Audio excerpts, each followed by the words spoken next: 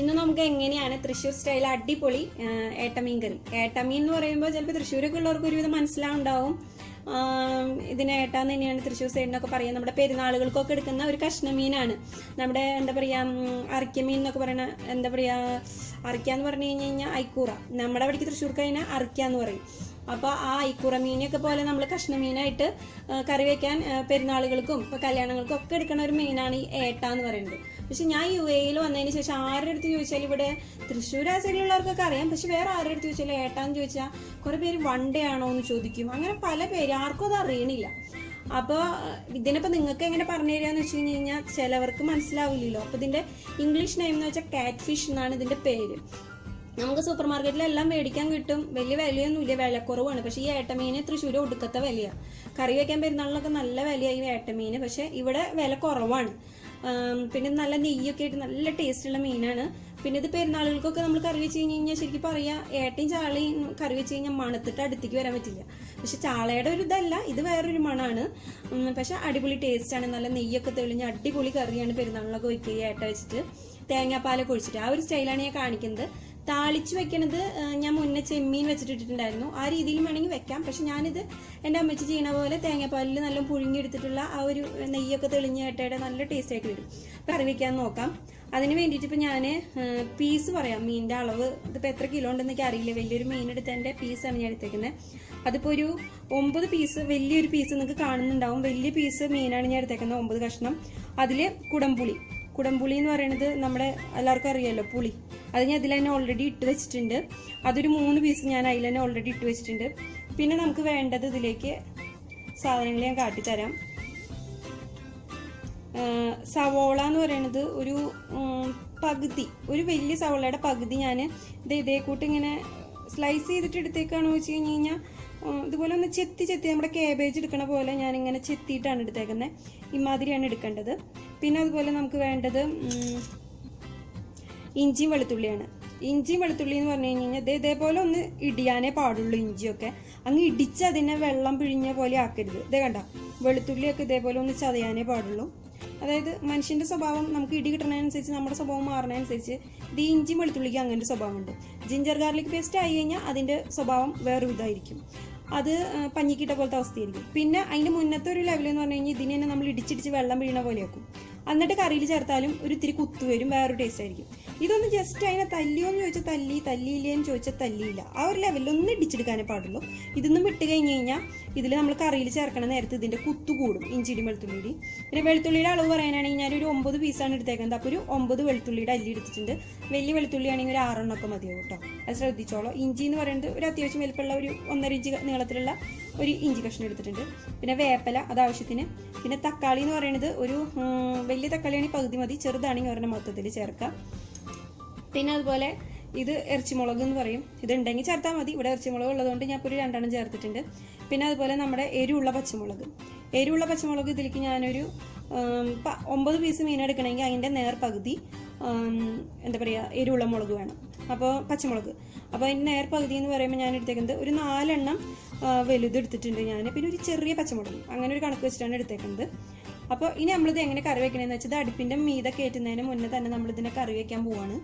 അതായത് ഇതിലെല്ലാ ഇൻഗ്രീഡിയൻസ് നമ്മൾ ഇപ്പോൾ തന്നെ ചേർക്കും. താളിച്ചിട്ടൊന്നല്ല നമ്മളിത് വെക്കണത്, ഇതിൽ ഒന്നിച്ചിട്ട് ചേർത്തിട്ടാണ് വെക്കണത്. അപ്പം ഞാൻ പറഞ്ഞു തരാം എങ്ങനെയാണ് ഇതെല്ലാം. ഇപ്പോൾ നമ്മുടെ ഈ പ്ലേറ്റിലുള്ള ഈ സാധനങ്ങളെല്ലാം കൂടി ഞാൻ ഇതിലേക്ക് തട്ടാൻ പോവാണ്. ഇതെല്ലാം ഇതിൽ കിടക്കട്ടെ.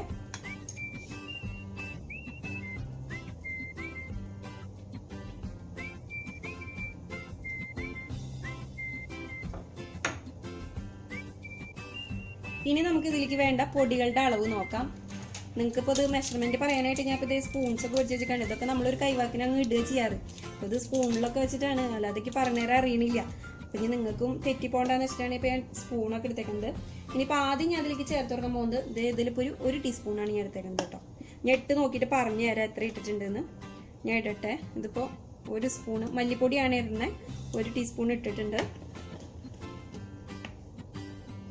1 2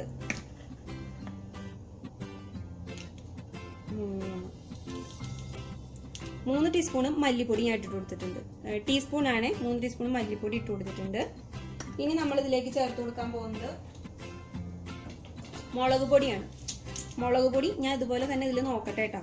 ഇതിപ്പോൾ നിങ്ങൾക്ക് പറഞ്ഞു തരിക കാരണം ഇത് എനിക്കിങ്ങനെ മെഷർമെൻറ്റ് എടുക്കേണ്ട ഒരു ഇതായി, അല്ലെങ്കിൽ ഞാൻ അങ്ങ് ഇടും. അതിപ്പോൾ നമുക്ക് പറഞ്ഞുതരാൻ അറിയില്ല എനിക്കങ്ങനെ.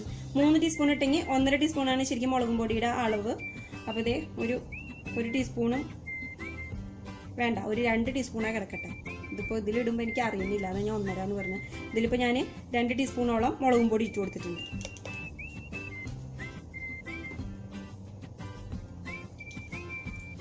ഇനി നമുക്ക് ഇതിലേക്ക് വേണ്ടത് മഞ്ഞൾപ്പൊടിയാണ്. മഞ്ഞൾപ്പൊടി ഞാനിപ്പോൾ ഒരു 3/4 ടീസ്പൂണോളം വരെ ആവാം, കുഴപ്പമൊന്നുമില്ല. ഇത്തിരി കൂടിയാലും കുഴപ്പമൊന്നുമില്ല, മഞ്ഞൾപ്പൊടിയല്ലേ. പിന്നെ കോട്ടയം കറിയൊന്നും അല്ലാത്തതുകൊണ്ട് റെഡ് കളറല്ല, ഒരു റെഡും യെല്ലോയും കൂടിയിട്ടുള്ള കളറാവും ഈ കറിക്ക്.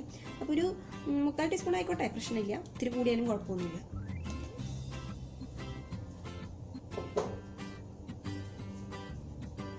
ഇനി നമുക്ക് ഈ കറിയിലേക്ക് വേണ്ടത് ഒരു 1/4 ടീസ്പൂണോളം പെരിഞ്ജീരകം. അത് ചതച്ചും ഇടിച്ചും ഒന്നും ചേർക്കണ്ട, വെറുതെ ഒരു 1/4 ടീസ്പൂണ് പെരിഞ്ജീരകം. ഇനി നമുക്ക് ഈ കറിയിലേക്ക് തേങ്ങാപ്പാൽ വേണം. ഈ തേങ്ങാപ്പാലിൻ്റെ അളവ് എന്ന് പറയാനാണെങ്കിൽ ഒരു 2 കപ്പോളം തേങ്ങാപ്പാൽ ഞാനിവിടെ അളന്നെടുത്തിട്ടുണ്ട്. ഇത് നല്ല പച്ചളം പോലെ ആവരുത് കേട്ടോ. നമ്മൾ അത്യാവശ്യം ഒരു കട്ടി വേണം, എന്നാൽ 1-ാം പാലിൻ്റെ കട്ടി വേണ്ട. അത്യാവശ്യം ഒരു കട്ടിയുള്ള പാലാണ് എടുത്തേക്കുന്നത്. 2 കപ്പോളം എടുത്തിട്ടുണ്ട് ഞാൻ. അത് പിന്നെ ഇതിലേക്ക് ചേർത്ത് കൊടുക്കാം.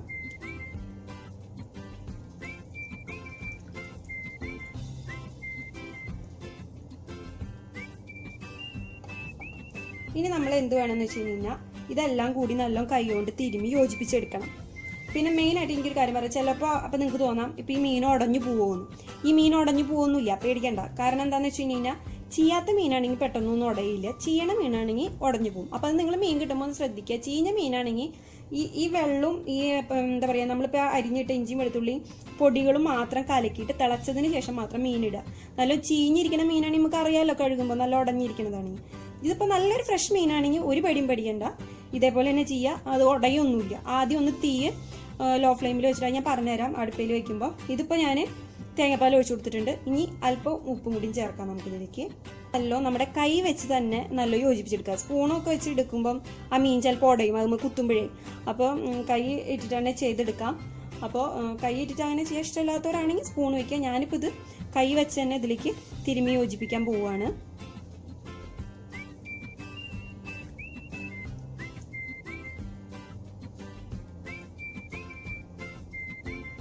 വെള്ളമാണെങ്കിലും തേങ്ങാപ്പാലാണെങ്കിലും മീനിൻ്റെ വീതം കണ്ട് 1 ഇഞ്ചൊക്കെ മതി. മീൻ എന്ന് പറയുന്ന സാധനം അധികം വേവൊന്നും ഇല്ലാത്ത സാധനം, ഒരു 5 മിനിറ്റ് തിളയ്ക്കുമ്പോഴത്തേനും ആവും. അപ്പോൾ ആ വെള്ളത്തിൻ്റെ അളവൊന്ന് ശ്രദ്ധിച്ചാൽ മതി. ഇനി ഇത് നമുക്ക് ഡയറക്റ്റ് സ്റ്റവ് ഓൺ ചെയ്യുക, സ്റ്റവിൻ്റെ മീതയ്ക്ക് വെച്ച് കൊടുക്കാം. വളരെ എളുപ്പമുള്ള ഒരു കറിയാണ്, ഇതെല്ലാവരും ട്രൈ ചെയ്ത് നോക്കണം. നല്ല ടേസ്റ്റുമാണ് അതുപോലെ. അപ്പം മെയിനായിട്ട് ശ്രദ്ധിക്കേണ്ടത് ആ ഇഞ്ചിയും വെളുത്തുള്ളി ഞാൻ ഇടിക്കണ കാര്യം പറഞ്ഞിട്ടുണ്ടായിരുന്നു. ആ ഇഞ്ചിയും വെളുത്തുള്ളി ഇടിക്കുമ്പോൾ ഞാൻ പറഞ്ഞ പോലെ തന്നെ വേദനിപ്പിക്കാതെ തൊട്ടില്ല എന്നുള്ള രീതിയിൽ ഇടിച്ചെടുക്കുക. അരിഞ്ഞിട്ട് കഴിഞ്ഞാലും ആ ഒരു ടേസ്റ്റ് കിട്ടില്ല. അപ്പോൾ ചെറുതായിട്ട് നമുക്ക് അതിൻ്റെ രുചി ഇറങ്ങുന്നുണ്ടോ. അപ്പോൾ അത് എന്ത് വേണമെന്ന് വെച്ചാൽ മെയിനായിട്ട് ഒന്ന് തൊട്ടില്ല എന്നുള്ള രീതിയിൽ വേണം ഇടിച്ചെടുക്കാൻ. അത് ശ്രദ്ധിക്കുക, അതാണ് മെയിൻ കാര്യം. ഇനി നമുക്ക് ഇത് അവസാനം ഉള്ളി വെച്ചാണ് ചെയ്യുക ഈ കറി. അപ്പോൾ ഇത് നമുക്ക് ഇനി ഡയറക്റ്റ് സ്റ്റൗവിലേക്ക് വെക്കാം. തേങ്ങാപ്പാൽ, കട്ടി തേങ്ങാപ്പാൽ അതൊരു 1/2 കപ്പ് മുതൽ 1 കപ്പ് വരെ ആവാം. ഞാനവിടെ 1 കപ്പ് ഉണ്ടാവില്ല, അത് 1/2 കപ്പ് തന്നെ ഉണ്ടാവുള്ളൂ. 1/2 കപ്പോളം എടുത്തിട്ടുണ്ട്. എനിക്ക് അളവ് പറയാൻ അറിയുന്നില്ല, അതാണ് അങ്ങോട്ടും ഇങ്ങോട്ടും മാറിപ്പോകുന്നത്.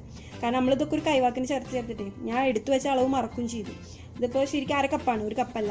1/2 കപ്പ് കട്ടി തേങ്ങാപ്പാലാണ്. ഇത് നമുക്ക് എല്ലാം ആയതിന് ശേഷം കറി ഇറക്കണ നേരത്തെ അത് ഒഴിച്ചു കൊടുക്കുന്നുണ്ട്. അപ്പോൾ അത് ആ സമയമാകുമ്പോൾ ഞാൻ കാട്ടിത്തരാം. ഇപ്പം നമുക്ക് ഈ കറി സ്റ്റൗവിലേക്ക് വെക്കാം.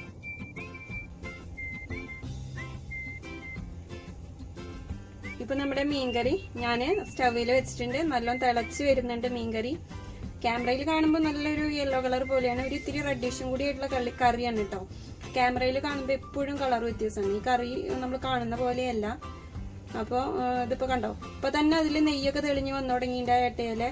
നമ്മൾ പറയുമ്പോൾ വെളിച്ചെണ്ണയൊന്നും ചേർത്തിട്ടില്ല. പിന്നെ നല്ല തേങ്ങാപ്പാലും പിന്നെ അതുപോലെ തന്നെ ഏട്ടയിലെ ആ നെയ്യൊക്കെ നല്ലോണം തെളിഞ്ഞ് വന്നു തുടങ്ങിയിട്ടുണ്ട്. ഇത് ഇനി ആ മീനിൻ്റെ കഷ്ണം തരിയും കൂടി കണ്ടാൽ മതി. ഒരു 5 മിനിറ്റ്, ടോട്ടൽ ഒരു 10 മിനിറ്റ് ഒരു ഹൈ ഫ്ലെയിം അല്ല, ഒരു ഇത്തിരി ഹൈ ഫ്ലെയിമൊന്നും കുറച്ച് വെക്കുക. അങ്ങനെ ഒന്ന് വറ്റിച്ചാൽ മതി. ഒരു 10 മിനിറ്റ് വെന്താൽ മതിയാവും. അപ്പോഴത്തേനും ഇതിങ്ങനെ കഷ്ണം ഇങ്ങനെ പൊന്തി മുകളിലേക്ക് കാണുമ്പോൾ നമുക്ക് തീ ഓഫ് ചെയ്തിട്ട് 1-ാം പാൽ ഒഴിച്ചു കൊടുക്കാം നമുക്ക്. അതിന് ശേഷം ഉള്ളി കാച്ചണം നമുക്ക്. ഇതൊന്നും കൂടി ഒന്ന് വറ്റി വരട്ടെ. ഇപ്പം നമ്മുടെ കറി തിളച്ച മീൻ കഷ്ണമൊക്കെ മുകളിലേക്ക് കണ്ടു. അപ്പം ഞാനത് കറി ഓഫ് ചെയ്ത് വെച്ചിരിക്കുകയാണ്. ഗ്യാസ് ഓഫ് ചെയ്തു. ഒരു 10 മിനിറ്റാണ് നല്ല അത്യാവശ്യം തീയിൽ വേവിച്ചെടുത്തത്. അപ്പോൾ ഒരു കുറച്ച് കഷ്ണം ഒന്ന് കണ്ടു തുടങ്ങുമ്പോൾ നമുക്ക് തീ ഓഫ് ചെയ്യാം. അല്ല ഇനി അത് ചട്ടിയിലിരുന്ന് ചട്ടിപ്പാവാവും. അതായത് എന്താ പറയുക, നമ്മുടെ ചട്ടിയിൽ ആ ചൂടുകൊണ്ട് തന്നെ അത് വറ്റി വരും.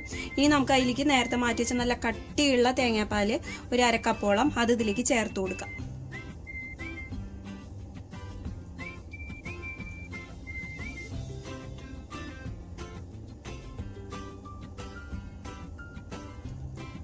ഈ കട്ടിയുള്ള തേങ്ങാപ്പാൽ നമ്മൾ ചേർത്ത് കൊടുത്തതിന് ശേഷം കേടാവാതിരിക്കാൻ വേണ്ടിയിട്ടാണ്. ശരിക്കും നമ്മൾ അപ്പം തന്നെ ഉപയോഗിക്കുന്ന കറിയാണെങ്കിൽ തിളപ്പിക്കണമെന്നില്ല, ചട്ടിയിലെ ചൂടുകൊണ്ട് തന്നെ നമ്മളിതൊന്ന് ഇളക്കി യോജിപ്പിച്ചാൽ മതി.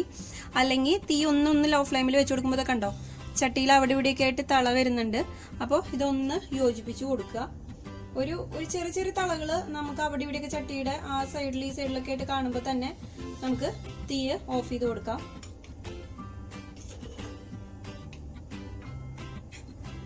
ഇപ്പം നമ്മുടെ 1-ാം പാൽ ഒഴിച്ചു കൊടുത്തതിന് ശേഷം കറി ഒന്ന് തിളച്ച് വന്നിട്ടുണ്ട്. ഞാൻ അപ്പം തന്നെ ഫ്ലെയിം ഓഫ് ചെയ്തു.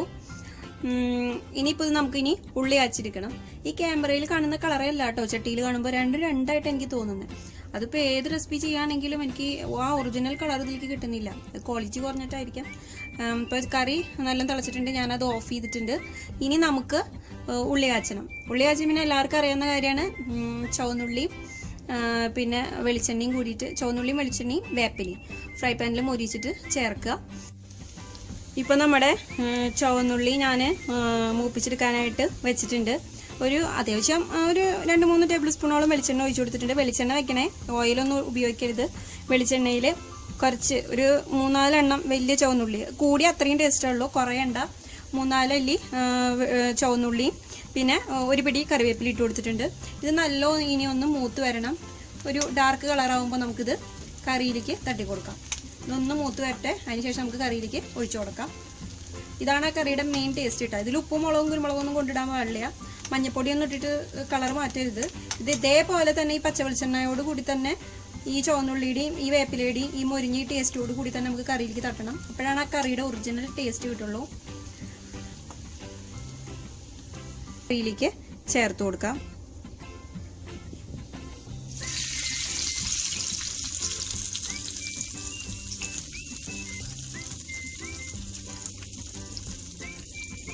അപ്പോൾ നമ്മുടെ അടിപൊളി ഏട്ടമീൻ കറി റെഡി ആയിട്ടുണ്ട്. ഇതെല്ലാവരും ട്രൈ ചെയ്ത് നോക്കണം, എല്ലാവർക്കും ഇഷ്ടാവും. അപ്പോൾ താങ്ക്സ് ഫോർ വാച്ചിങ്.